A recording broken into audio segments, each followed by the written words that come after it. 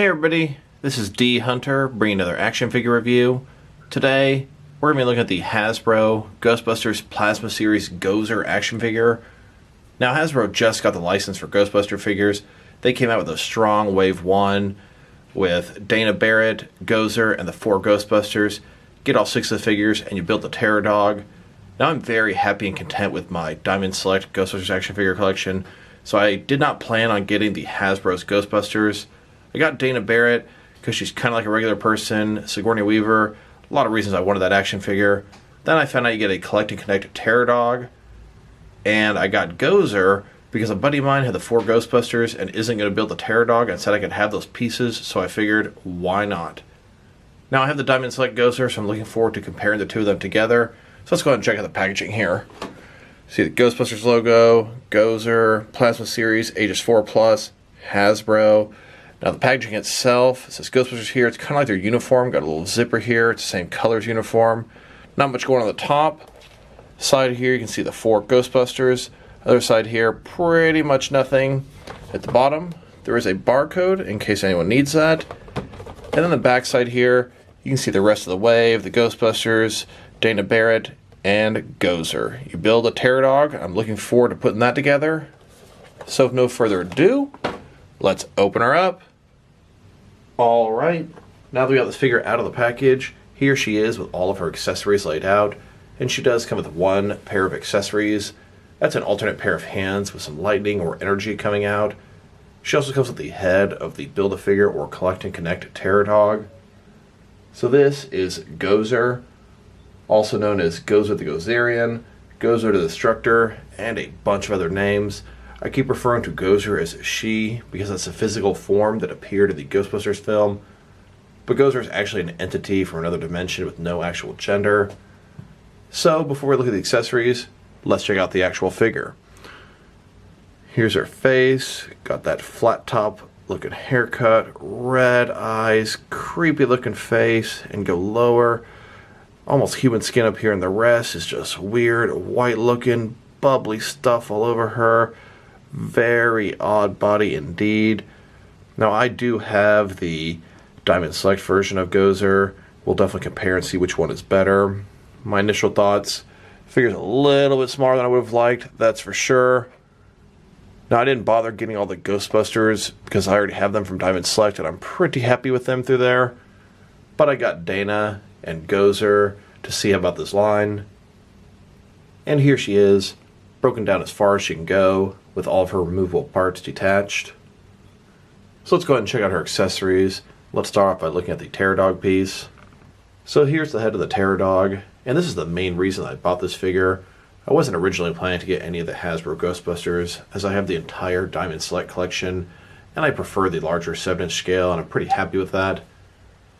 I ended up getting the Dana figure just to see what this line was about. I like female action figures in regular clothing, although that's a little bit of a stretch for her. Then a buddy of mine got the 4 Ghostbusters and said he didn't need his pieces and were willing to give them to me. So I thought to myself, I could buy this Gozer and complete the Terror Dog, and I actually wanted to complete the Terror Dog. So, here we go. It looks fantastic. It looks demonic. It's got the horns, red eyes, the gums and the teeth look great. Got a hinged jaw. Just a really impressive piece. And here's the Terror Dog fully assembled. This thing looks very nice. Next, let's check out her hands. She's got 1 regular pair and another pair with energy.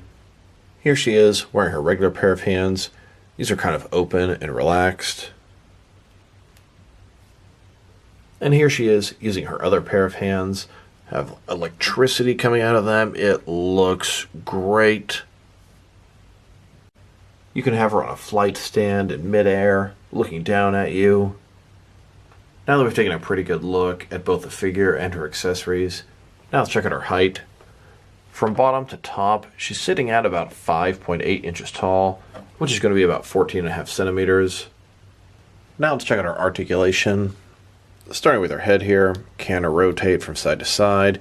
She can look down that much, up that much, pretty good amount there.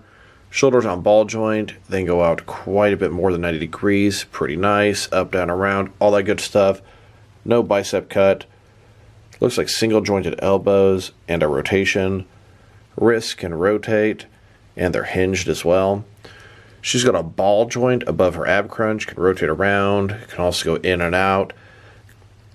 An ab crunch below that, giving her a crazy lot of range of motion in her torso there. No waist swivel. Legs on ball joints, they can go out about that far. Forward, about that much. Back, not at all. Got a thigh cut. Double jointed knees, and go all the way back. Then her foot here, go up, down, can rotate, and it cannot really tilt or rock. Here she is on the rooftop from the end of the film Ghostbusters. And here are the Ghostbusters confronting Gozer. She asks Ray, "Are you a god?" And of course he foolishly answers with a no, and then Gozer decides to kill them. Next, let's check her out compared with some other action figures. Starting off with some other Ghostbuster figures. Here she is next to the other two figures I have from Hasbro's Plasma series. Here she is next to the Diamond Select version of Gozer. As you can see, they're two different heads, completely different. I think the face looks better in this one, and the hair looks quite a bit better on this one. Tell me what you guys think in the comments below. Moving lower, I will say the Diamond Select has a much better detail on the body. All the little bubbles and nasties look a lot better on her. The sculpting, definitely better. A little soft on the Hasbro one. Here she is, next to both the Gatekeeper and the Keymaster. This is Zool and Vincent Clortho. Dana Barrett there on the left is from Hasbro's Plasma series, and then Louis Tully on the far right is from the old Mattel line. The Mattel line scales up pretty nicely with the Hasbro line. And here she is, next to some Diamond Select versions of the same characters. They look like giants next to her. Here she is, next to the four original Ghostbusters that I have. You can see why I'd have to use perspective to have her in a shot with them. And now, let's check her out, compared with some other action figure lines from different various companies, so you can see how she fits in both scale and style-wise, in case you want to know which lines you can mix her with. And that's my biggest problem with this line. It is so small, smaller than Marvel Legends, smaller than these Jazz Wars Fortnite figures. It's like Star Wars Black size. Just doesn't really fit in with anything in my massive collection. Here she is next to some Jazz Wars Fortnite figures. And here she is next to some SH Figure Arts action figures. Then next to some Hasbro Marvel Legends. And some Mafex figures. Then next to some Mattel DC Universe Classics and Multiverse figures. And here she is, next to some Mezco 1/12 cloth soft goods action figures. Then, next to some Mattel wrestling figures. And with some NECA figures. Then, with some DC Direct and DC Collectibles figures. And here she is, next to some McFarlane toys. Then, with some DST or Diamond Select toys. So overall, it's a nice figure. Face sculpt is decent, the articulation is fantastic, the sculpt and paint job, a little soft. This figure is just so small. I'm really unhappy with the scale they went with for this Ghostbusters line. Something like Marvel Legends would have been a lot better, and I know Hasbro, who makes Marvel Legends, could easily do that. I get it, great for collectors that want something this small, but it just doesn't fit in with 90% of what I have. If I were to rate this figure, I'd probably give it a 5.5 out of 10. My own personal enjoyment is a factor into that low score. So this is D Hunter. Thank you guys for watching this video. If you liked the video, press like below. If you have anything you want to say about the video, add to the comment section. If you want to see additional action figure reviews from me, press subscribe. I do appreciate when you do that. Once again, this is D Hunter. Thank you guys for watching this video, and I'll talk to you guys real soon.